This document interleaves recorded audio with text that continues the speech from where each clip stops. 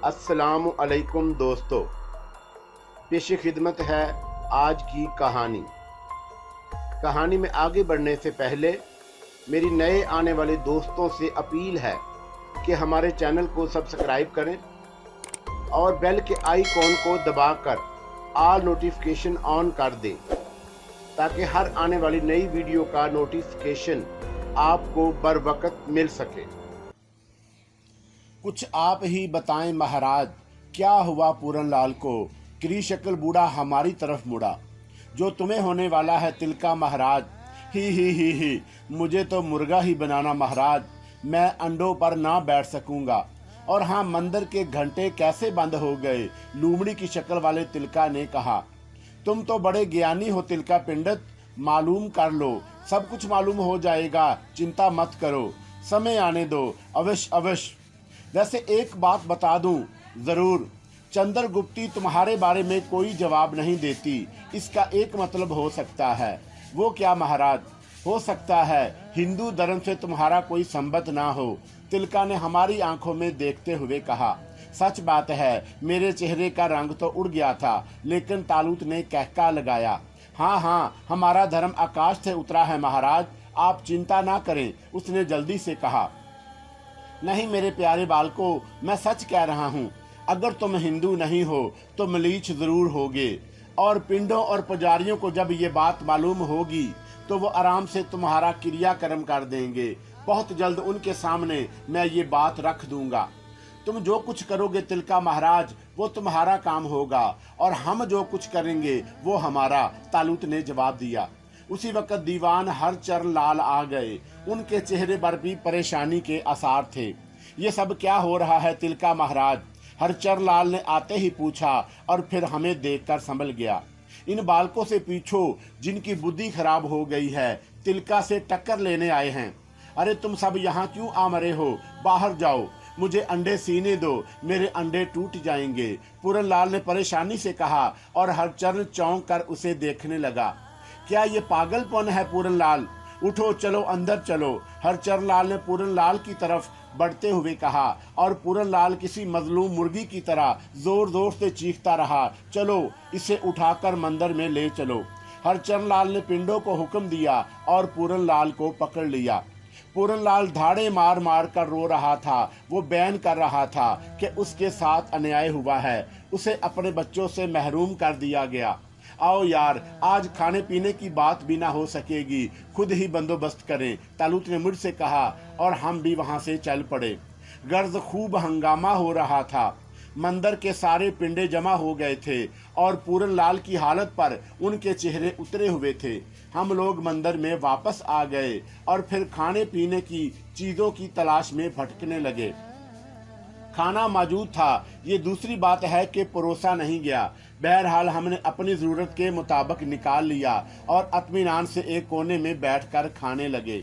यार तालूत, मैंने खाना खाते हुए तालूत को मुखातब किया, पीरो मुर्शिद, इस पूरनलाल के बच्चे के नीचे अंडे कहाँ से आ गए? रासम ने इसकी ख्वाहिश पूरी कर दी थी, वो बेचारा अंडे कहाँ से देता? वाकई तुम बहुत बड़े शैतान हो, मैंने हंसते हुए कहा। अबे ये बताओ, लुत्फ आ रहा है या नहीं? मैं तो खौफजदा हूँ यार इस बूढ़े तिलका से। हाँ, इसके बाद अगर तुमने ये बात जुबान से निकाली तो तुम्हें मुर्गा बनाकर पूरनलाल से तुम्हारा जोड़ा लगवा दूंगा, संजीदगी से कह रहा हूँ, तालूत ने गुर्राते हुए कहा। तुम देखो उसने हमारे बारे में कितना दुरुस्त अंदाजा लगाया है। अरे मुझे उसकी कोई परवाह नहीं, वो मुकाबले पर तो आए, तालूत ने कहा। और मैं एक ठंडी सांस लेकर खामोश हो गया। तालूत भी खाते हुए सोच रहा था। फिर उसने मुस्कुराते हुए कहा, हम तिलका पिंडित को माफ भी कर सकते हैं। क्या मतलब? हाँ, उसकी जान बख्शी की जा सकती है। कैसे? मैंने पूछा। अगर वो राजहंस हमें दे दे, तालूत ने जवाब दिया। ये राजहंस कोई बड़ी मुसीबत बनकर रहेगी, मेरी पेशगोई है। बना करे, अंदाजा लगाओ, क्या ये वही लड़की हो सकती है? हो भी सकती है तालूत, किस बिना पर कह रहे हो? वो इतनी ही खूबसूरत थी। हाँ यार, कसम ले लो, जो जहन में ऐसी वैसी कोई बात हो, लेकिन वो लड़की जहन से बुरी तरह चिपक गई है। लेकिन तालूत, तुम उसे अपने तौर पर क्यों नहीं तलाश कर लेते? पहले भी कह चुका हूं मेरी जान कि मेरे ऊपर भी बाद अखलाकी पाबंदियां हैं जिन्हें तुम पर जाहिर करने से माजूर हूं। बाद मामलात में मेरी पोजीशन यूं समझ लो कि कर सकता हूं लेकिन नहीं कर सकता। हाँ, तुमने कहा था, मैंने गर्दन हिलाई। अलबत्ता तुम्हारे वाली के लिए मदद कर सकता हूँ, तालूत ने मुस्कुराते हुए कहा। देवमती, हाँ क्यों? तालूत ने बदस्तूर मुस्कुराते हुए कहा। हम उसकी मदद जरूर करेंगे तालूत, लेकिन अब मैं उसे अपनी नहीं कह सकता। क्यों? अरे तुम उसकी पूरन लाल से गुफ्तगू सुन चुके हो, वो किसी सत प्रकाश से प्रेम करती है। ओह, तब क्या फर्क पड़ता है, हम उसे सत प्रकाश दिला देंगे। मगर यार, ये राजा गोविंद दास कपूर तो ऐसा लगता है जैसे सिर्फ एक नाम हो। उससे कब मुलाकात करोगे?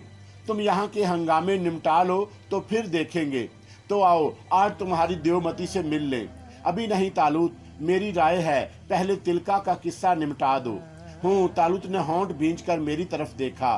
बिल्कुल, आओ उस्ताद, उस बूढ़े से भी निमट लें, तालूत ने गर्दन हिलाते हुए कहा। और ना जाने क्यों मेरा दिल भड़क उठा, लेकिन अब किसी खौफ का अजहार तालूत के गुस्से को दावत देना था, और ये इंतहा पसंद शख्स तफरीहन भी अपनी किसी बात को अमली जामा पहना सकता था। हम दोनों उसके कमरे से निकल आए जहां खाने पीने की चीजें मौजूद थीं। पिंडे अब भी हैरान परेशान टोलियों में बटे खड़े थे। वो पूरन लाल और घंटे बंद हो जाने वाले वाकयात पर चैम गोइयां कर रहे थे। हम उनकी बातें सुनते रहे, इस तरफ बढ़ रहे थे जहां पूरन लाल रहता था, और फिर हम उसके कमरे के सामने पहुंच गए। तालूत ने दरवाजे पर दस्तक दी। आ जाओ महाराज, अंदर से तिलका की आवाज सुनाई दी और हम अंदर पहुंच गए। पूरन लाल बदस्तूर एक कोने में बैठा था। उसके नीचे अंडे रखवा दिए गए क्योंकि उसने रो रो कर दीवारों से सर मारना शुरू कर दिया था। उसे अपने निकलने वाले चूजों का गम था। एक सिरे पर हरचरण लाल बैठा खूनी निगाहों से देख रहा था, लेकिन तिलका के मनहूस चेहरे पर वही तासरात थे। पधारिए महाराज, पधारिए, उसने हम दोनों से कहा और हम बैठ गए। क्यों ना हमारे दरमियान साफ साफ बातचीत हो जाए महाराज, तिलका ने कहा। हम तैयार हैं। क्यों हरचरण लाल जी? तालूत ने हरचरण लाल से कहा। आपने जिस तरह यहाँ आकर लोगों को परेशान किया है, ये अच्छी बात नहीं। आप मन की बात कहें, क्या चाहते हैं आखिर आप? हरचरण लाल ने गुस्सीले अंदाज में कहा। कोई पूछे भी तो मन की बात हरचरण लाल, तालूत ने मुस्कुराते हुए कहा। उसकी बजाय आपने तो हमारे खिलाफ साजिशें शुरू कर दी, और इस बंदर को बुलाकर तो आपने हमें और गुस्सा दिला दिया। हम इस बंदर के बगैर भी गुफ्तगू कर सकते हैं, तालूत ने तिलका की तरफ इशारा किया, और हरचरण लाल शदीद गुस्से के आलम में खड़ा हो गया। वो तिलका की तौहीन पर चिराग पा हो गया था, लेकिन मकार तिलका बेदस्तूर मुस्कुरा रहा था। मकार साधु, मैं तुम्हारे टुकड़े कर दूंगा। तुम तिलका महाराज का अपमान नहीं कर सकते। महाराज, आप मुझे आज्ञा दें, मैं अपने खंजर से इनके टुकड़े कर दूं, चाहे मेरी जान ही क्यों ना चली जाए। हरचरण लाल अपनी पेटी से खंजर खींचते हुए बोला, लेकिन तिलका ने हाथ उठा लिया था। रहने दे हरचरना, मिनिस्ट के कहने से कुछ नहीं हो जाता। पधारिए महाराज, आप हरचरना से ही बात कर लें, मैं खामोश रहूंगा, वो अपनी मनहूस आवाज में बोला। हरगिज नहीं सूखे बंदर, तुम इसे हमारे टुकड़े करने की इजाजत दे दो, तालूत ने जहरीले लहजे में कहा, और हरचरण लाल सचमुच खंजर सीधा करके तालूत की तरफ दौड़ पड़ा। तालूत ने उस वक्त कोई पुरइसरार चाल चलने की बजाय सीधा साधा हरचरण लाल के खंजर पर हाथ डाल दिया, और फिर उसका सर जोरदार थप्पड़ हरचरण लाल के गाल पर पड़ा। क्या ही जोरदार आवाज थी, जैसे पटाखा छूटा हो। हरचरण लाल का सर चकरा कर रह गया। फिर वो खंजर को उल्टा सीधा हवा में लहराता हुआ चीखा, मार डालूंगा। लेकिन उसी वक्त तिलका की आवाज सुनाई दी। हरचरण लाल, क्या तू खुद तिलका का अपमान नहीं कर रहा? क्या तू उसकी बात मान रहा है? और हरचरण लाल रुक गया। तिलका महाराज, नष्ट कर दूंगा इन्हें, मार डालूंगा पापियों को, भस्म कर दूंगा। मैं इन्हें बर्दाश्त नहीं कर सकता। अब दुर्गापुर में ये रहेंगे या मैं, मुझे अपने अपमान की चिंता नहीं है। धीरज रख हरचरना, तू मुझे महल में क्यों लाया है? मैं इन लोगों को ठीक कर दूंगा। तुमने हरचर लाल का अपमान करके बहुत बड़ा किया है बालको, अब तुम्हें इसकी सजा भुगतनी पड़ेगी। बुढ़े बेवकूफ, तेरी शामत आई है, हम तैयार हैं। जब चाहे सामने आ जा, जिस तरह चाहे आ जा, देखेंगे तू कितना बड़ा साधु है। तालूत ने कहा, ऐसे नहीं महाराज, तिलका ने मुस्कुराते हुए कहा, ये राजमहल है, लड़ना है तो किसी सुनसान जगह चलकर लड़े, इस लड़ाई में मजा आएगा।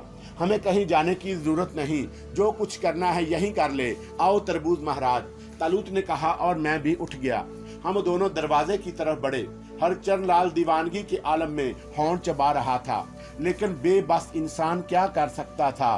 तिलका भी कुछ न बोला और हम बाहर निकल आए। मैं खामोश था, लेकिन तालूत के होंठों पर वही लापरवाह मुस्कुराहट थी। हम वापस अपनी कोठरी में आ गए और फिर मैंने एक गहरी सांस ली। जी खरबूज जी महाराज, मैंने उसे देखा। क्यों? तालूत ने मेरी तरफ मुस्कुराते हुए कहा, अब क्या ख्याल है? कुछ नहीं, ऐश करो, कोई तफरीही प्रोग्राम बनाओ। तिलका के बारे में कुछ नहीं सोचोगे?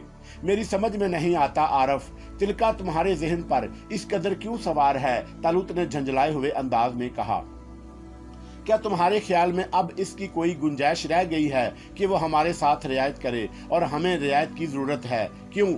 मेरा ख्याल है कि हमारा खाना भी बंद कर दिया जाएगा और हम भूखे मर जाएंगे। भाई तुम गलत क्यों सोच रहे हो? मेरा ये मतलब नहीं। अच्छा, ये मतलब नहीं है, मैं वाकई गलत सोच रहा हूँ। तालूत दांत निकाल कर बोला और मैं हंस पड़ा। आरफ, मैं चाहूं तो अभी तिलका को नाच निकाल सकता हूं, लेकिन तुमने देखा, पहला वार पूरन ने किया और अब वो अंडे सी रहा है। मैं चाहता हूं तिलका भी कोशिश करे। जैसे तुम्हारी मर्जी यार, मैंने बेजारी से कहा। आओ हंगामा करें, तालूत ने कहा। क्या मतलब? मैं उछल पड़ा। हंगामा, सिर्फ हंगामा, तालूत ने मुस्कुराते हुए कहा और मैं अहमकों की तरह उसे घूरता रह गया। तालूत ने मेरा हाथ पकड़ा और बाहर निकल आया, लेकिन तिलका हमसे पहले ही हंगामा शुरू कर चुका था। बेशुमार पिंडे हमारे कमरे के सामने जमा हो गए थे। उनके चेहरों पर खतरनाक तासरात थे। मैं उन्हें देखकर ठटक गया और तालूत ने होंठ भींच लिए। तब दो कवि हैकल पिंडे आगे बढ़े। क्या तुम मलीच हो? उनमें से एक ने पूछा। क्या बात है महाराज? तालूत ने नरम लहजे में कहा। तिलका महाराज कहते हैं कि तुम मलीच हो और चालाकी से यहाँ घुस आए हो। क्या हम सूरत से तुम्हें मलीच नजर आते हैं? तालूत ने पूछा। मुसलमान बड़े चालाक होते हैं, वो हर तरह की सूरतें बना लेते हैं और सूरतें बिगाड़ भी देते हैं महाराज। तुम्हें बताना पड़ेगा, पिंडा बोला। ना बताएं महाराज तो, तालूत मुस्कुराते हुए बोला, हम जबरदस्ती तुम्हारे कपड़े उतार लेंगे, एक शर्त पर महाराज। तालूत मुस्कुराते हुए बोला। क्या शर्त है? पिंडा बोला। तुम जानते हो पिंडत जी कि तिलका महाराज गंदे इल्म का माहिर है। महाराज का अपमान मत करो, वरना हम तुम्हारी जुबान खींच लेंगे। मैं तुम्हें बताना चाहता हूँ पिंडत जी महाराज कि खुद तिलका रंगा सियार है, असल में वो मलीच है। अपनी जान बचाने के लिए उसने ये इल्जाम लगाया है। वो तुम्हारी तवज्जो हमारी तरफ मबजूल करके खुद छुपना चाहता है। तुम झूठ बोल रहे हो, पिंडा चीखा। तो इसमें परेशानी की क्या बात है बालको? जाओ पहले तिलका को देखाओ, उसके बाद हमारे पास आ जाना, तालूत ने कहा। और इतनी देर में तुम भाग गए महाराज तो आधे आदमी हमारे पास छोड़ जाओ। अरे इनकी बातों में मत आना, तिलका महाराज जैसे महान पुरुष कहीं मलीच हो सकते हैं, किसी ने कहा। जो मैं कह रहा हूं करो, मैं उसके बाद बात करूंगा, और अगर इसके खिलाफ किसी ने कुछ किया तो उसका बहुत बुरा हश्र करूंगा, तालूत ने कहा। और मैं उसके लहजे को अच्छी तरह समझता था। चलो दूर सदियों महाराज से बात करें, एक पिंडे ने कहा। आओ, और 10-12 पिंडे चल पड़े। बाकी लोग हमारे सामने ही खड़े रहे। वो कीना तोड़ निगाहों से हमें देख रहे थे। शायद तिलका ने उन्हें खूब भरा था। महाराज खरबूज जी, मैंने सरगोशी की। सब कुछ ठीक है यार, तफरी हो चुकी है। तालूत ने भी उस सरगोशी के अंदाज में जवाब दिया और मैंने एक गहरी सांस ली। तकरीबन 15 मिनट गुजर गए, फिर दूसरी तरफ से शोर की आवाजें उभरी और सब चौंक पड़े। 4-5 पिंडे तिलका को उठाए हुए आ रहे थे। हमारे नजदीक खड़े हुए पिंडों ने उसे देखा और सब गंग होकर रह गए। अब किसी को कुछ कहने सुनने की गुंजाइश ही नहीं रह गई थी। ये तो बदमाश मुसलमान आज तक हमें तिलका पंडित बनकर धोखा देता रहा है। ये हमारा धर्म नष्ट कर रहा था। ये हम सबको बेवकूफ़ बनाता रहा है। मारो, इसे मारो। और पिंडों ने तिलका पर यरगार कर दी। मारा गया गरीब। मैंने सोचा उसकी सूखी हड्डियों में जान ही कितनी थी। कवि हिकल पिंडे एक एक हाथ भी मारते तो वो गया था। पिंडों ने अपनी दांस में तिलका को आधमरा ही कर दिया था और तिलका इस तरह पड़ा था जैसे मर गया हो। जाओ महाराज हरचरण लाल को खबर दो, तिलका मलीच है, किसी पिंडे ने कहा। और फिर सारे पिंडे उसे छोड़कर हट गए। मरवा दिया ना, मैंने तालूत से कहा, लेकिन तालूत गौर से तिलका को देख रहा था। पिंडों ने उसे इतना मारा था, लेकिन तिलका के बदन से किसी हिस्से से खून नहीं निकला। पिंडे अब थोड़े थोड़े फासले पर टोलियां बनाए खड़े थे। तिलका के मुसलमान साबित हो जाने पर वो सख्त हैरान थे और उसके बाद शायद उनकी हिम्मत भी नहीं हुई थी कि हमसे अपना मुतालबा दोहराते। दफतन तिलका ने एक आंख खोलकर देखा, फिर दूसरी आंख खोली और उसके होंठों पर वही शैतानी मुस्कुराहट फैल गई। उसके किसी अंदाज से तकलीफ का अजहार नहीं हुआ था। तब वो उठकर अपनी जगह बैठ गया। अरे तालूत, मैं हैरत से बोला। तालूत भी तिलका की जानब देख रहा था। तिलका ने हमारी तरफ देखकर आंख मारी। वार कर गए महाराज, मगर अब होशियार रहें, अगला वार तिलका का होगा। वो मुस्कुराते हुए बोले। चिंता ना करें महाराज, सारे वार आप पर उल्टते रहेंगे। तालूत ने भी मुस्कुराते हुए कहा। देखेंगे देखेंगे। तिलका खड़ा हो गया और फिर वो एक तरफ बढ़ा तो पिंडे उसकी तरफ दौड़ पड़े। जा, कहाँ जा रहा है बदमाश? महामंत्री जी ही तेरे बारे में फैसला करेंगे, तू यहाँ से बचकर नहीं जा सकेगा। पिंडों ने उसे पकड़ लिया। तब तिलका ने संजीदगी से उनकी तरफ देखा। बस बस छोड़ दो, बहुत हो गई। दोनों ने तुम इतने सारों को बेवकूफ़ बना दिया। तुम्हारी बुद्धि नष्ट हो गई है। अरे पागलों, ये जादूगर हैं, मलीच जादूगर। बहुत जल्द तुम्हें पता चल जाएगा। जाने ना पाए कितनी ही चालाकी करे। तालूत ने आवाज लगाई और पिंडों ने तिलका को और मजबूती से पकड़ लिया। तब तिलका ने उन लोगों को घूरा और फिर उसने दोनों पांव उठाए। अब उसका बदन नीचे से पतला होता जा रहा था, पतला और पतला और पतला, यहाँ तक कि अचानक पिंडों के मुंह से दहशतज़दा चीखें उभरी। तिलका के बाजू भी गायब हो गए थे और अब पिंडों के हाथों में पीले रंग का एक बदहैबत सांप लटक रहा था। पिंडों ने भयानक चीखों के साथ सांप छोड़ दिया और सांप इस तेजी से एक तरफ भागा कि सिर्फ उसकी दुम देखी जा सकी और फिर वो निगाहों से गायब हो गया। पिंडे मुंह फाड़े खड़े थे, फिर वो हमारी तरफ मुड़े। क्षमा कर दें धर्मात्मा, क्षमा कर दें महाराज, तिलका मलीच है, हमें मालूम नहीं था। और फिर अचानक वो सब खामोश हो गए। हरचरण लाल आ रहा था। कहाँ है तिलका महाराज? उसने गुर्राते हुए पूछा। वो मलीच था महामंत्री जी, हमने खुद देखा था, एक पिंडे ने कहा। कौन? तिलका महाराज। हाँ, क्या बकता है पागल गधे कमीने। हरचरण लाल पिंडे पर टूट पड़ा। उसने कई हाथ पिंडे के रसीद किए। बोल, कहाँ है तिलका महाराज? भाग गए हैं। कहाँ भाग गए? सांप बनकर भाग गए, पिंडों ने बताया। ओ अकल के अंधो, इसके बाद भी तुम्हें उन्हें मलीच कहते हो, तुम्हारा सत्यानाश। हरचरण लाल धाड़ा और फिर वो हम लोगों की तरफ देखता हुआ बोला।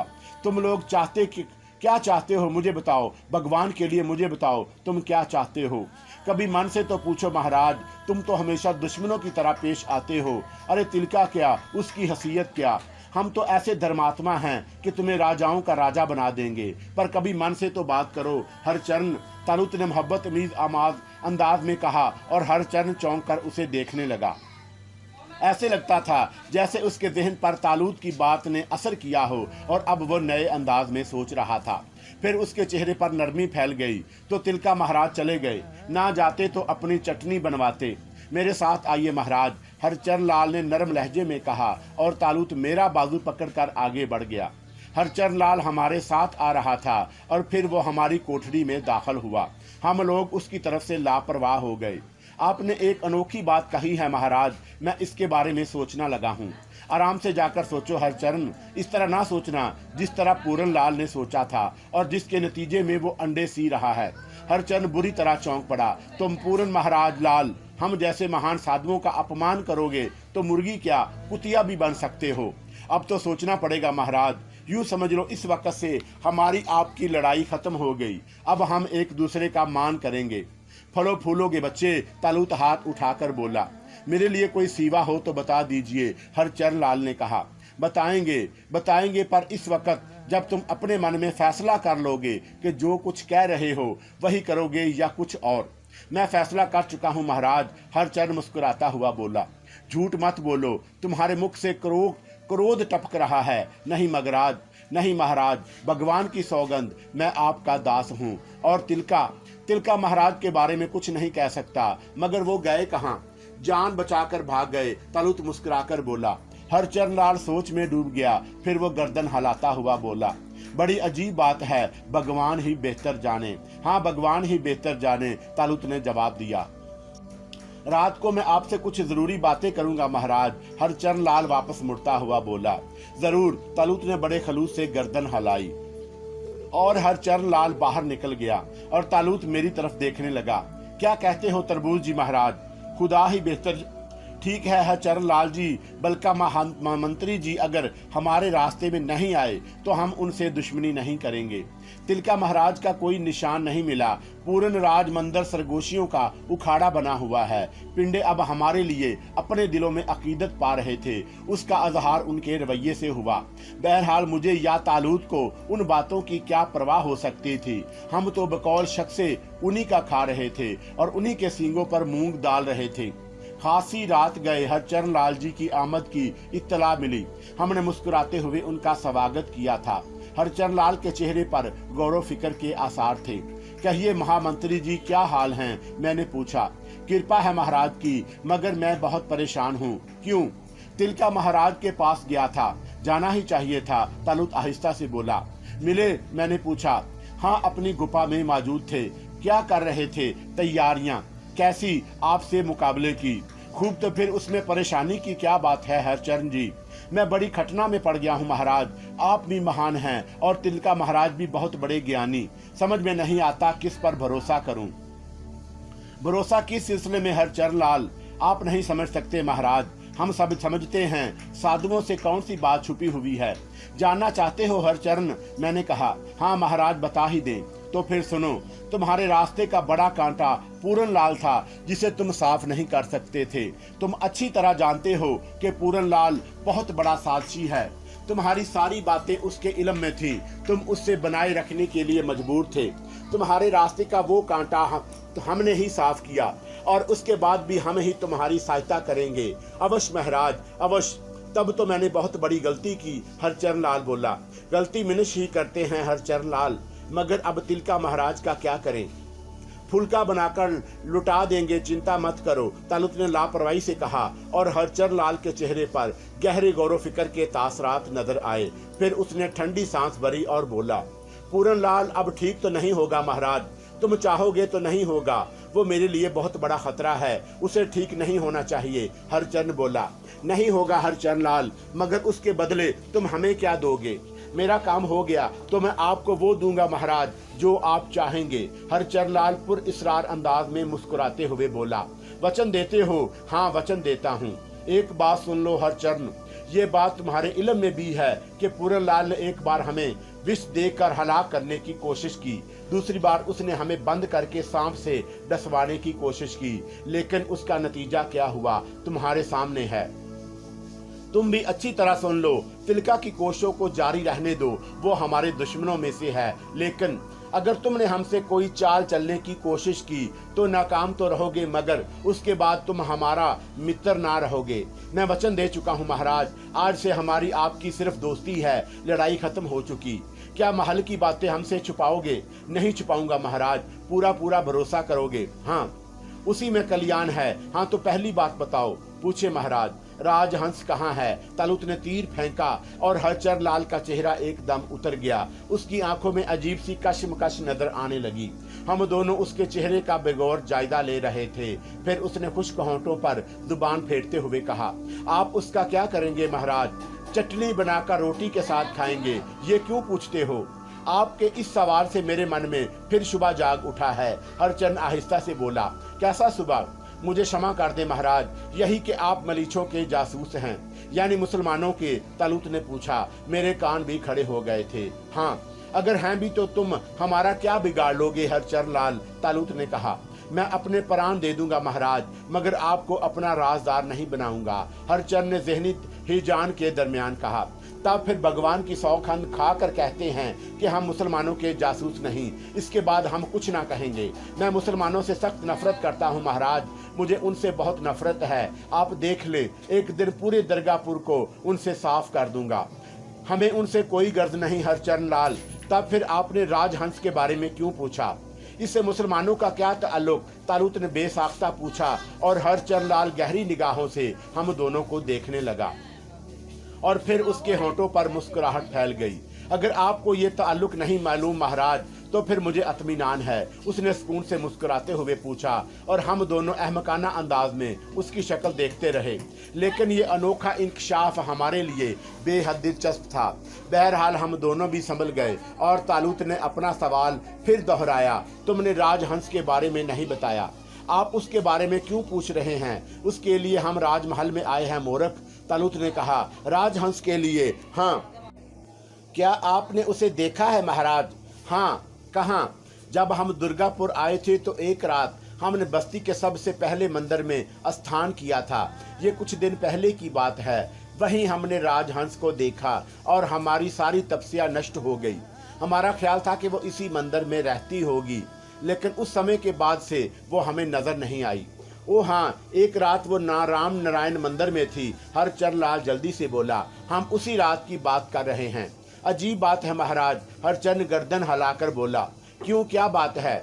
उस लड़की को जो एक निगाह देखता है उस पर मर मिटता है। क्या रशी, क्या मनी, हम अपने अलावा उसके एक भी आशिक को जिंदा ना रहने देंगे। तालूत जल्दी से बोला, हाँ महाराज, ताकतवर की लाठी सबसे बड़ी। पूरन लाल भी उसे चाहता था, मैं भी उससे बहुत प्रेम करता हूँ और तिलका महाराज तो कहते हैं कि वो उसके प्रेम में सूख गए। और कितने प्रेमी है उसके? तालूत ने भारी लहजे में पूछा। महाराज गोविंदास कपूर के कानों में उसकी आवाज नहीं पहुंची, वरना फिर किसी की हिम्मत कहाँ थी कि वह उससे प्रेम कर सके। हरचरण लाल ने बताया, क्या दुर्गापुर में इश्क करने के अलावा और कोई काम नहीं होता? काम करने वाले अलग होते हैं महाराज, प्रेमियों को प्रेम करने की ही कहाँ फुर्सत होती है, जैसे महाराज गोविंदास। महाराज, हाँ, हरचरण लाल हंस पड़ा, वो दुर्गापुर का सबसे बड़ा प्रेमी मालूम होता है। आपने ठीक कहा महाराज, हरचरण लाल बोला। तो फिर हमारे प्रेम का क्या होगा हरचरण लाल? हरचरण लाल के होते हुए किसकी मजाल है महाराज कि वो आपकी प्रेमिका को ले जाए? धन्यवाद हरचरण, धन्यवाद, मित्र हो तुम तुम्हारे जैसा। तालूत ने झूमते हुए कहा, पर मेरी भी एक मनोकामना है महाराज। हाँ हाँ कहो, तालूत आंखें बांधे करके बोला। आप भी मन से मेरे मीत बन जाएं, खुद को इस काबिल साबित करो हरचरण लाल। मैं कोशिश करूंगा महाराज, मगर मुझसे बड़ी भूल हो चुकी है। वो क्या? मैं आपके खिलाफ तिलका महाराज को खड़ा कर चुका हूँ। कितनी देर खड़ा रहेगा? उसकी टांगों में जान नहीं है, खुद गिर पड़ेगा। ये महाराज की भूल है। क्यों? तिलका जैसा ज्ञानी साधु दूसरा नहीं है महाराज। वो बड़ी ताकत रखता है, उसके सूखे शरीर में सैकड़ों शैतान छुपे हुए हैं, इसीलिए वो यहाँ से भाग गया। वो बहुत चालाक है महाराज। अब मैं आपका मित्र हूँ, मेरी भगवान से प्रार्थना है कि वो आपको कामयाब करे, लेकिन तिलका महाराज से होशियार रहें। ठीक है हरचरण लाल, तुम राजहंस की बात करो, तिलका और उस जैसे दूसरे लोगों को हमारे ऊपर छोड़ दो। राजहंस आपके अलावा और किसकी हो सकती है महाराज, परंतु मेरे काम के बाद। हूँ, तुम्हारा क्या काम है? तालूत ने पूछा। कुछ बातें मेरे लिए भी रहने दे महाराज, आप पहले तिलका महाराज से निपट लें, उसके बाद मैं अपना काम बताऊंगा। और राजहंस का क्या होगा? मैं कह चुका हूँ महाराज। नहीं बालक, तेरा मन साफ नहीं है। तू सोच रहा है कि अगर हम तेरा काम का ना कर सके तो तू हमारी बात नहीं मानेगा। तू सोच रहा है कि पता नहीं हम तिलका को नीचा दिखा सके या नहीं। हाँ महाराज, तुम्हारा ख्याल ठीक है, मैं इनकार ना करूँगा, लेकिन मेरे लिए ये बहुत ज़रूरी है। तो उस समय तक हम राजहंस के लिए तड़पते रहेंगे। मजबूरी है महाराज। नहीं हरचरण लाल, हम किसी काम के लिए मजबूर नहीं, हम जब चाहें उसे हासिल कर सकते हैं। तू या कोई और हमारा रास्ता नहीं रोक सकेगा। मैं जानता हूँ महाराज, परंतु मेरे पास कोई उपाय नहीं है, आगे आपकी मर्जी। आप मुझे मित्र कह चुके हैं, हरचरण लाल ने कहा। तरबूज जी महाराज, तालूत ने मुझे पुकारा। जी महाराज खरबूज, क्या ख्याल है? जो आपका ख्याल है महाराज।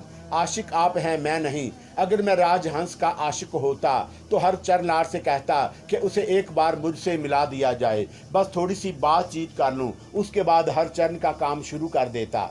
तो हम भी यही कह देते हैं, तालूत बोला। ये ठीक नहीं होगा महाराज, हरचरण लाल बोला। इसके अलावा और कुछ ठीक नहीं होगा हरचरण।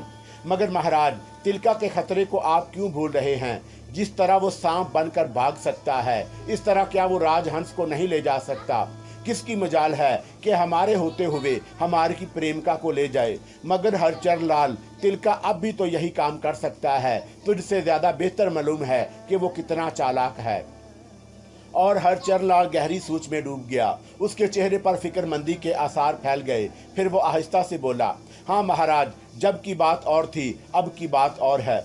तुम ठीक ही कहते हो। तिलका को जब ये मालूम होगा कि मैं तुम्हारे साथ हूँ, तो वह सबसे पहले राजहंस को हथियाएगा।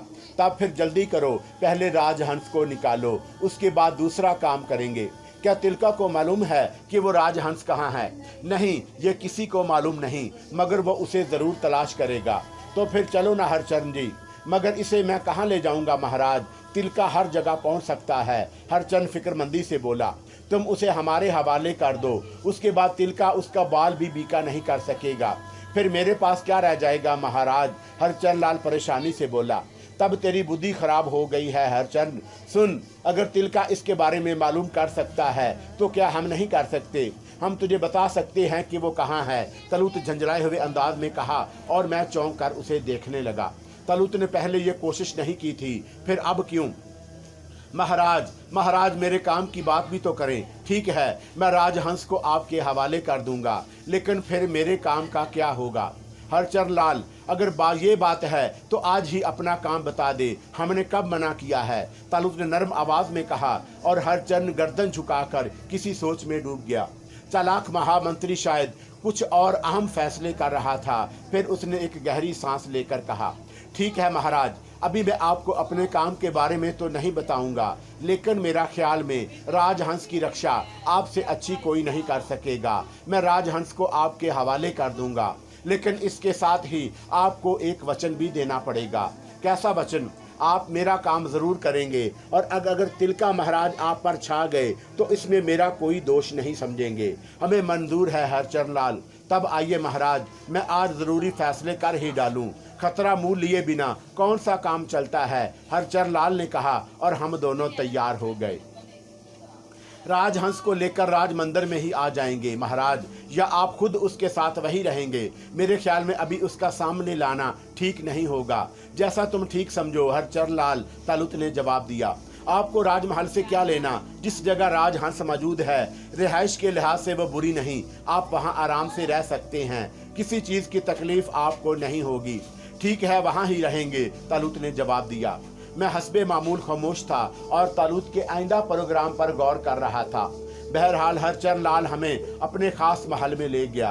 फिर वो महल के बाएं बाग में एक दरख्त के नजदीक पहुंच गया, जहां से उन तय खानों में जाने का रास्ता था जो महल के नीचे थे और जहां राजहंस कैद थी।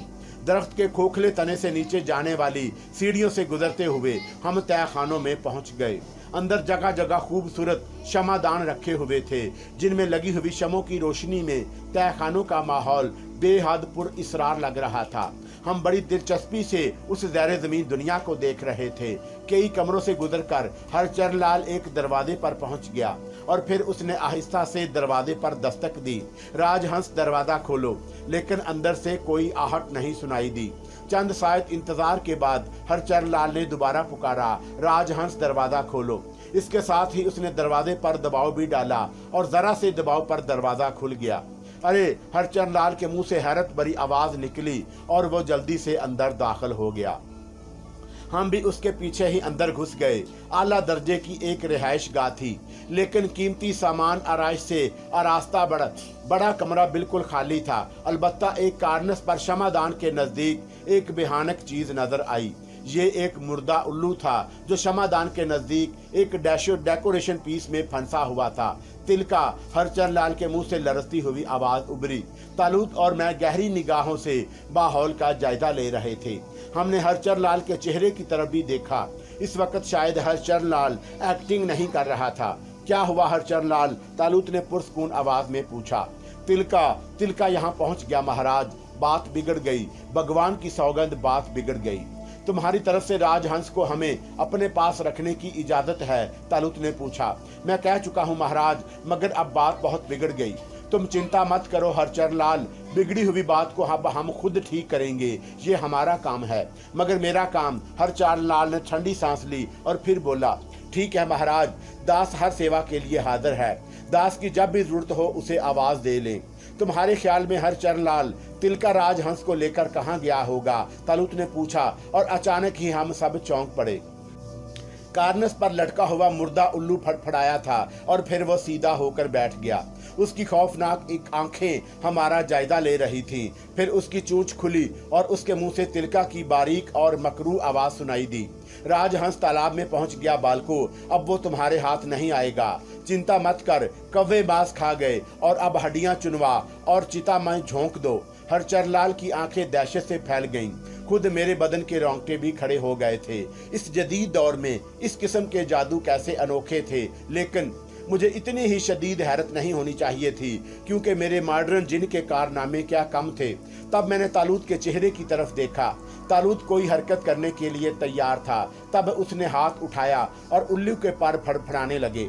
ऐसे लग रहा था जैसे तेज हवाएं उसे तालूत की तरफ धकेल रही हों, और फिर वो किसी कागज की तरह उड़ता हुआ तालूत के हाथ में पहुंच गया और तालूत ने उसे मुट्ठी में जकड़ लिया। हरि ओम हरि कृष्ण, हरि ओम हरि कृष्ण। हरचर लाल की हालत खराब थी। ये सारे अजीबो गरीब वाकयात किसी का भी दिमाग खराब करने के लिए काफी थे। मैंने तालूत के कामयाबी देख ली, लेकिन दूसरे लम्हे मैंने तालूत को चौंकते हुए देखा। वो उल्लू को चेहरे के करीब लाकर देख रहा था, लेकिन उल्लू की गर्दन फिर लटक गई, गोया वो दोबारा मर गया था। मर गया, हरचर लाल के मुंह से निकला, लेकिन तालूत ने कोई जवाब ना दिया। वो उल्लू को बिगौर देख रहा था। फिर उसने गर्दन हिलाते हुए उसे फेंक दिया। महाराज, महाराज, क्या ये मर गया? महाराज, महाराज, क्या ये मर गया? हाँ, ये फिर मर गया, तालूत ने आहिस्ता से कहा। आपने तिलका को मार डाला? हरचर लाल मुसर्रत से चीखा। नहीं, मगर ये तो तिलका था। नहीं हरचर लाल, ये एक सिर्फ परिंदा है। तिलका चंद शायद के लिए उसके मुंह से बोला था, मगर तुम फिक्र मत करो, वो बहुत जल्द मर जाएगा। ओह, अब तो मेरा भी दुश्मन बन गया होगा। तो तुम खौफ से मर जाओ, तालूत ने गसीले अंदाज में कहा। नहीं महाराज, नहीं, आप शक्तिमान हैं, आप उससे नहीं डर सकते। मगर मैं तिलका के खौफनाक शक्ति का क्या बिगाड़ सकता हूँ? तो फिर सुनो चरलाल, तुमने तिलका के कहने में आकर हमारे साथ कोई चाल नहीं चली, तो इत्मीनान रखो, तिलका तुम्हारा कुछ नहीं बिगाड़ सकता, समझे? अब हमें आज्ञा दो। क्या महाराज? हरचर लाल चौंक पड़ा। अब पहले तिलका से ही दो दो हाथ हो जाएं और उसके बाद तुमसे मुलाकात होगी। हरचर लाल, मैं अकेला रह जाऊंगा महाराज, मैं मुसीबत में फंस जाऊंगा। हरचंद रो देने वाले अंदाज में बोला। अपनी रक्षा खुद करो हरचर लाल, आओ, तालूत ने मुझसे कहा और यूं उसके साथ तय खाने से बाहर जाने वाले रास्ते की तरफ चल पड़ा। महाराज, हरचंद हमारी तरफ दौड़ा, लेकिन तालूत ने अचानक मुझे एक तरफ धकेल दिया और उसकी इस हरकत का मतलब इसके अलावा और क्या हो सकता था कि माहौल एकदम बदल जाए और हरचंद से जान छूट जाए। लेकिन जिस अजनबी जगह पर हम पहुंचे वो भी कोई मंदिर ही था। मैं गौर से चारों तरफ का जायजा लेने लगा और फिर मुझे ये अंदाजा लगाने में कोई दिक्कत नहीं हुई कि ये वही मंदिर है जहां हमने दरगाहपुर में दाखिल होने के बाद पहला क़ियाम किया था। हम उसी छत पर थे जहां से दरिया का पाट नजर आता था। मैंने एक गहरी सांस लेकर तालूत की तरफ देखा। तालूत के चेहरे पर बेपनाह संजीदगी थी और वो कुछ सोच रहा था। हेलो, मैंने तालूत को मुखातब किया और वो चौंक कर मेरी तरफ देखने लगा। फिर उसने एक तवील सांस ली और बोला, फरमाइए, आप ही फरमा दें तो मुनासिब है। क्या बात है? यहाँ तशरीफ लाने की वजह जहाँ पना महल छोड़ना था और यही जगह इल्म में थी। महल छोड़ने की वजह सरकारे आली, तिलका से बाकायदा मुकाबला, खूब, लेकिन मकसद राजहंस का हसूल। क्या ये एतराफ़ मोहब्बत है? तुम्हारे दिमाग में खराबी है, तालूत मुंह बनाकर बोला। फिर इस कदर शिद्दत, अरे उस सूखे के मरीज की ये मजाल कि हमारे साथ चले चालें। तालूत चमक चहक कर बोला, गोया ये सिर्फ आना की बात है। आना की बात आ जाए तो सिर्फ क्या मायने रखते हैं? ये तालूत मुझे घूरते हुए बोला। ठीक है, लेकिन उस लड़की के सिलसिले में हजूर पर कुछ अखलाकी पाबंदियां आयद थीं। मुझे रोकना चाहते हो? हरगिज नहीं, सिर्फ एक सवाल है, जवाब मिल जाए तो ठीक, और अगर ये सवाल जवाब के काबिल ना हो तो भी कोई बात नहीं। यार आरफ बोर मत करो, तालूत एक दीवार से टिकते हुए बोला। बेहतर है तामील अरशाद में खामोश हो जाता हूँ, बाज नहीं आओगे तुम। मैं क्या और मेरी बसात क्या, फजूल आदमी, मामला अब मेरा नहीं रहा। छोटा दिमाग है हजूर, तशरीह कर दें। इस वक्त आरफ जब हम उसके बारे में सोच रहे थे, उसके हसूल का मुहर्रक सिर्फ हमारी तलब थी। अब दूसरी हाल ज़रूरी है। अब भी नहीं समझा? मैंने कहा। सब कुछ समझ रहे हो, कमीनापन कर रहे हो, तालूत ने भुनाए हुए लहजे में कहा। अरे नहीं हजूर, ये ताब, ये मजाल कहाँ से ला सकता हूँ? क्यों परेशान कर रहा है यार? तालूत जिच होकर बोला। बस तशरीह कर दें और कुछ नहीं चाहता। आरफ अब सूरत हाल दूसरी है, मुमकिन है उसे हमारी मदद की ज़रूरत हो। मैं पहले भी कह चुका हूँ कि इंसानी रिश्ते एक अलग हसीयत रखते हैं। हम ये बात नज़रअंदाज कर सकते हैं कि उसका ताल्लुक़ हमारे मज़हब से नहीं। देवमती ही कौन सी हमारी मज़हब से ताल्लुक़ रखती है, लेकिन क्या वो अमदाद की मुस्तहिक नहीं थी? ठीक है तालूत, लेकिन राजहंस को कौन सी अमदाद की ज़रूरत है? वो लूट का माल बनी हुई है, क्या ये ठीक है? बिल्कुल नहीं। क्या उसकी मदद के लिए ये जवाब काफ़ी नहीं? हाँ, मेरा ख्याल है तो सही। तो फिर तिलका, क्या इस मरियल बूढ़िए से हार माननी है? सवाल ही पैदा नहीं होता, लेकिन खबीस जादूगर है, बहुत खतरनाक।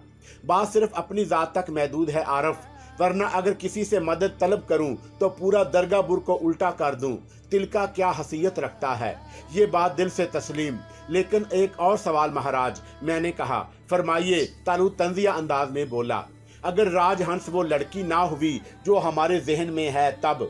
आरफ, क्या हम तुम इतने ही खुद गर्ज हैं कि किसी के सिलसिले में अपनी पसंद का ख्याल रखें? खुदा की कसम, वो कोई भी हो, मजलूम है तो हम उसकी मदद करेंगे। माफ़ करना तालूत, ये बात सिर्फ मजाक थी। शुक्रिया मेरे दोस्त, मगर अब प्रोग्राम क्या है? सूखे की तलाश? कहाँ तलाश करोगे? मुश्किल नहीं है, रासम से उसका पता मालूम करेंगे, तालूत ने कहा, और मैंने एक गहरी सांस ली। ये मामला शुरू हो गया है तो ठीक है, अब काम हो जाएगा। तो फिर देर किस बात की? रासम, तालूत ने दाहिनी तरफ रुख करके कहा, और रासम जाता ही कहाँ था जो आता। दूसरे लम्हे नमूदार हो गया। आका, उसने गर्दन झुका दी। इस बार सूरत हाल जरा मुख्तलिफ है, तालूत बोला। मैं जानता हूँ आका, रासम ने जवाब दिया। थोड़ी सी एहतियात करना पड़ेगी, मालूम करो वो कहाँ है। अभी हाजिर हुआ आका, रासम ने कहा और निगाहों से गायब हो गया। तालूत ने असूदा अंदाज में गर्दन हिलाई और मेरी तरफ देखने लगा। रासम को इन कामों में ज्यादा देर नहीं लगती थी। थोड़ी ही देर में वो वापस आ गया। ज्यादा दूर नहीं है आका, अपने दोस्तों की महफिल लगाए बैठा है। दोस्तों की महफिल? तालूत ने पूछा। हाँ आका, सब गंदी रूहें हैं, जहाँ उनका इज्तिमा है वहाँ नाक बदबू से फट जाती है। तिलका ने उनकी ज़ियाफत का बंदोबस्त किया है। ओहो आरफ, क्या ख्याल है भाई, क्यों ना इस ज़ियाफत में हम भी शिरकत करें? जैसे तुम्हारी मर्जी, मैंने बादल नाखवास्ता कहा। हालांकि मेरे दिल में बहुत से वसवसे जाग उठे थे, और फिर जो ही तालूत ने मेरा हाथ पकड़ा, मैंने उसे रोका। सुनो तो तालूत। वो रुक गया। तुम्हें वो रात याद है जब तिलका ने मेरे गिर्द चिंगारियां बखेर दी थी? हाँ याद है। मेरा मतलब है उसने मेरे बारे में अंदाज़ा लगा लिया था, और इस वक्त वो हमारे बदन से शोले लपेट देगा। क्यों? तालूत बोला। नहीं, मैंने सिर्फ तुम्हें याद दिलाया है, मैं उससे खौफजदा नहीं हूँ। आजा यार, मुझे सब कुछ याद है, तालूत ने मुझे खींचते हुए कहा, और मैंने खुद ही आंखें बंद कर लीं। दूसरे लम्हे हम एक अजनबी जगह खड़े थे। पहाड़ी मकाम था। एक खासी बुलंद पहाड़ी के दामन में एक भयानक गार मुंह खोले खड़ा था, और हम उसी गार के सामने थे। दर हकीकत गार के दहाने से बदबू के फबके उठ रहे थे। मैंने चुटकी से नाक दबा ली। तालूत की खुद भी बुरी हालत थी। कुछ भी हो, हमें अंदर दाखिल होना है, उसने कहा। मर जाएंगे तालूत। अबे नाक दबाए रखो, देखे तो सही, तालूत बोला, और मैंने उसका बाजू पकड़ लिया। नाचार में उसके साथ गार में दाखिल हो गया। खुदा की पनाह, बड़ा भयानक मंजर था। हमारे बुजुर्ग भूतों और चुड़ैलों के किस्से सुनाते थे, बड़ी अजीब अजीब शक्लें बताते थे वो इनकी। इस वक्त ये सारी बातें अफसाने मालूम होते थे। बड़े बड़े पित्ते वाले चुड़ैलों से खौफजदा नजर आते थे। नई नस्ल के लोग जो इन चीज़ों से वाकफ भी नहीं, उनकी मालूमात सिर्फ खौफनाक किस्सों तक ही महदूद हैं। अगर इस खौफनाक इज्तिमा को देख लें तो उनके दिल की धड़कनें ही बंद हो जाएं।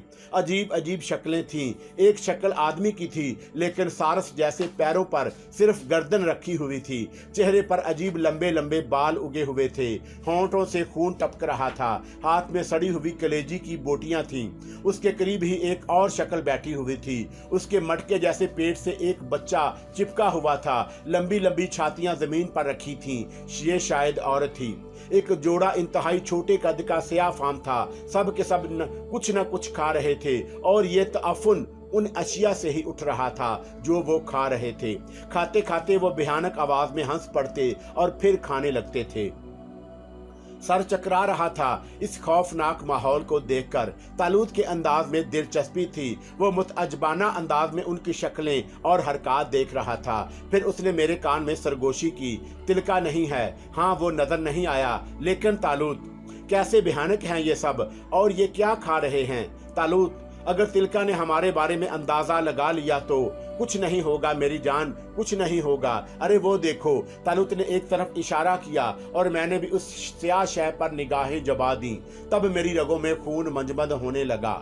मैंने देखा कि एक इंतहाई जसीम चिमगादड़ एक दरवाजे से निकल रहा है, लेकिन पूरे बदन से चिमगादड़ होने के बावजूद उसका सर इंसान का था और ये शक्ल तिलका के अलावा और किसी की नहीं थी। उसकी आंखें अंगारों की मानद दहक रही थीं। ज़ियाफत में शरीक मेहमानों हाथ रोककर उसे देखने लगे और फिर वो मखसूस अंदाज में हंस पड़े। खाओ खाओ मेरे दोस्तों, खूब खाओ। हमारे पेट भर गए, तिलका नन्हे से जोड़े ने कहा। क्या सबके पेट भर गए? हाँ, तो फिर खड़े हो जाओ, तिलका ने कहा। तालुक ने मजबूती से मुझे थामा हुआ था, वरना मैं तो गिर ही पड़ता। अब तुम्हें मेरा काम करना है, हम तैयार हैं, सबने बीक वक्त जवाब दिया। रंगा, तिलका ने आवाज दी। तिलका महाराज। सारस की टांगों वाला आगे बढ़ आया। अजीब शक्ल थी।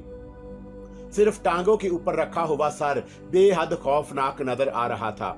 अपने जीवन में तो बहुत बड़ा ज्योतिषी था, अब भी हूँ महाराज। रंगा की मिनमिनाहट सुनाई दी। तो बता, मेरा दुश्मन इस समय कहाँ है? और तिलका के इन अल्फाज पर मेरा सांस फूलने लगा। मैंने खौफजदा निगाहों से रंगा को देखा। रंगा ने अपने पतले पुतले हाथों में एक हाथ उठाया और उसकी उंगली खिला में नचाने लगा। उसकी उंगली की जुम्बश के साथ खिला में चमकदार लकीरें बन रही थी और कई मिनट तक रंगा यही अमल करता रहा। फिर उसने गर्दन हिलाते हुए कहा, कौन से दुश्मन महाराज? तू हमारे दुश्मनों को नहीं जानता। तिलका गिरजा। संसार में इनका कोई शक्ल नहीं है महाराज। अगर उनको कोई मुख है तो छुपा हुआ है, मुझे वो कहीं नहीं मिल रहे। वो बड़े चालाक हैं, तो उनका पता ना लगा सकेगा, तिलका मायूसी से बोला। और फिर उसने नन्हे से जोड़े में चुड़ैल की शक्ल को घूरते हुए कहा, गमलूकी महाराज, क्या तू भी ये नहीं बता सकती कि वो कौन है? क्यों नहीं महाराज? तो देख, बता, रंगा की ज्योतिष की तरह तेरी आंखें भी बंद हैं क्या?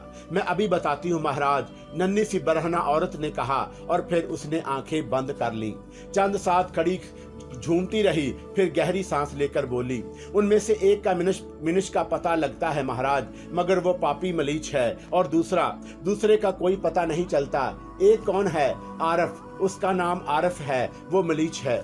तो मेरा विचार ठीक है, मगर दूसरा तुम में से कोई उसके बारे में बता सकता है? और सब गर्दन हिलाने लगे। गमलों की तिलका ने फिर औरत को आवाज दी, महाराज तू ही बता, इस समय इन दोनों में से एक कहाँ है? अवश्य महाराज, नन्ही औरत ने कहा और फिर उसने आंखें बंद कर लीं। और उसी वक्त मैंने तालूत का एक हाथ आगे बढ़ते हुए देखा। तालूत उसी जगह खड़ा था, लेकिन उसका एक हाथ लंबा होता जा रहा था। फिर वो नन्ही सी औरत की गर्दन तक पहुंच गया। दूसरे लम्हे नन्ही सी औरत की गर्दन तालूत की लंबी उंगलियों की गिरफ्त में थी। कमलोकी ने हाथ पांव मारे और उसकी भिंची भिंची चीखें उभरने लगी। तिलका उछल पड़ा था। तालूत ने कमलू की उसकी जगह से उठा लिया और फिर उसने उसकी गर्दन दबाकर नीचे फेंक दिया।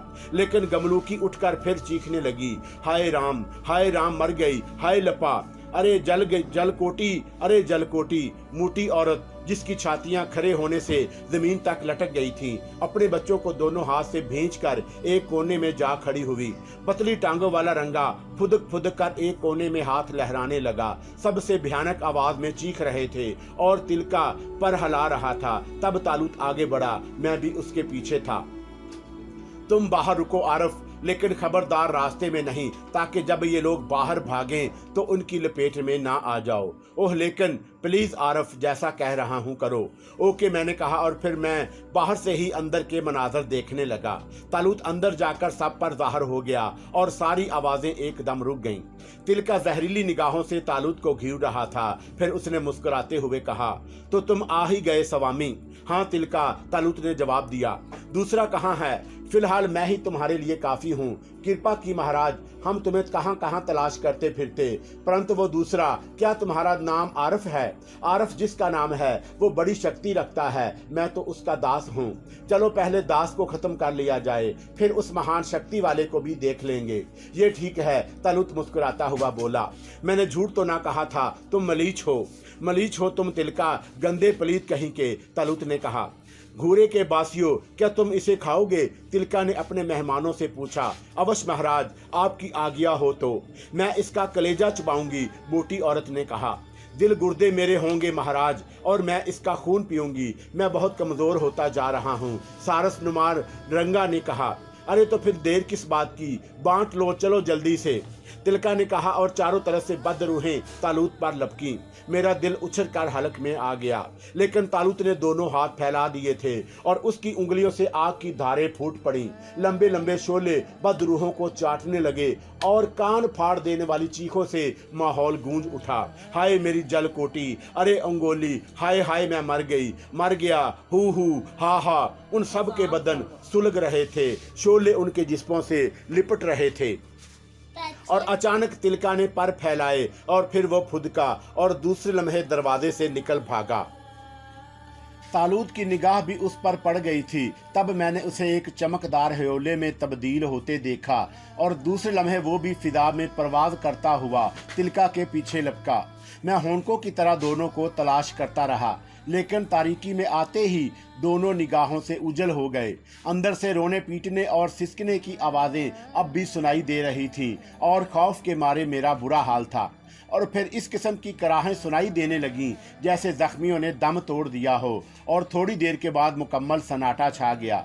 मैंने अंदर झांका, जमीन पर स्याह कोयले पड़े हुए थे। अब कोई आवाज, कोई तहरीक नहीं थी, गोया सब खत्म हो गए थे। लेकिन मेरी अंदर जाने की हिम्मत ना हुई। मैं बाहर रुककर तालूत की वापसी का इंतजार करने लगा। हिंदू योगियों के बारे में मैंने बहुत कुछ सुना था, लेकिन इनकी शैतानी कुव्वतें इस कदर बढ़ जाती होंगी, इसका मुझे गुमान भी नहीं था। लेकिन तालूत ने बहरहाल शानदार तरीके से उन पर काबू पा लिया था। तालूत बहरहाल तालूत है, मैंने दिल में सोचा, लेकिन मैं क्या करूं? और अचानक मेरे जहन में एक रूह फरसा ख्याल आया। तालूत अगर देर तक वापस ना आया तो मैं इस खौफनाक वीराने में, अरे बाप रे, मेरे रोंगटे खड़े हो गए। तो फिर मैं क्या करूं? मैं इस पुरअसरार से बाहर निकल आया। चारों तरफ वीरान पहाड़ियां फैली हुई थीं। न जाने ये जगह दरगाहपुर से कितनी दूर है, और हम बाकायदा तो यहाँ नहीं आए थे। जो रास्ते का तअय्युन होता, वाकई खतरनाक बात है। और अचानक मेरे जहन में एक और ख्याल आया, मेरी कैफियत बड़ी शर्मनाक है। मैं उंगली पकड़कर चलने का आदी हो गया हूँ। दर हकीकत मेरी अपनी शख्सियत बिल्कुल ख़त्म होकर रह गई। मैं हर वक्त तालूत का सहारा तलाश करता हूँ, ये तो मुनासिब बात नहीं। मुझे खुद भी अपनी फितरत, अपनी शख्सियत को आवाज़ देनी चाहिए। आखिर मैं भी तो इतना कुंद जहन नहीं हूँ, मैं खुद भी तो हाथ पांव रखता हूँ। ये ख्याल इतनी शिद्दत से मुझ पर हावी हुआ कि मेरे बदन में आग सी सुलगने लगी। बिलाशुबा मैंने अपनी शख्सियत को बिल्कुल फरामोश कर दिया था। मुझे ऐसा नहीं करना चाहिए था। मैं भी गोश्त पोश्त का इंसान हूँ, मुझे अपने तौर पर भी कुछ सोचना चाहिए। और इन ख्यालात ने माहौल का वो खौफ मेरे जहन से निकाल दिया जो अभी तक मेरे बदन पर तारी था। मैंने आइंदा अकदाम के बारे में सोचा। तालूत का इंतज़ार ज़्यादा देर तक नहीं किया जा सकता, लेकिन कुछ ना कुछ तो वक्त गुजरता रहा। जंगली जानवरों की आवाज़ें कभी कभी माहौल का सकूत तोड़ देती, वरना हू का आलम, खामोशी, और काफ़ी देर गुजर गई। मैं जानता था कि मैं तालूत की कोई मदद नहीं कर सकता, ख्वा उसे किसी हादसे से दो चार होना पड़े, ख्वा कैसे ही हालात से गुजरे वो, मैं कर भी क्या सकता था। चुनाचा वहाँ क़याम से ही क्या फ़ायदा। लेकिन अब कौन सी राह इख्तियार की जाए? दरगाहपुर का रास्ता भी तो नहीं मालूम। फिर भी कुछ भी हो, चलना चाहिए, यहाँ रुकने से कुछ नहीं हासिल। चुनाचा एक सिमत का रुख करके मैं चल पड़ा। कुछ भी हो, कहीं भी पहुँचूँ, तालूत के लिए फ़िक्रमंद होना हमाकत थी। मैं जानता था वो आसानी से तिलका के हाथ नहीं आएगा। वैसे मैंने इन गारों में राजहंस की मौजूदगी के अमकानात पर भी गौर किया था, लेकिन सच्ची बात यह है कि इन बेहानक गारों में दाखिल होने की हिम्मत मेरे अंदर नहीं थी। कई बार कदम रुके, हिम्मत को आवाज़ दी, लेकिन फिर आगे बढ़ना ही मुनासिब ख्याल किया और मैं आगे बढ़ता रहा। दफतन जहन में एक ख्याल आया, क्यों ना किसी बुलंद जगह पर चढ़कर रोशनियां तलाश करूं, मुमकिन है शहर की सही सीमत का अंदाज़ा हो सके। काफ़ी दूर एक टेले को मुंतखब किया। उस पर चढ़ने में ज़्यादा दिक्कत नहीं हुई और किस्मत नामेहरबान नहीं थी।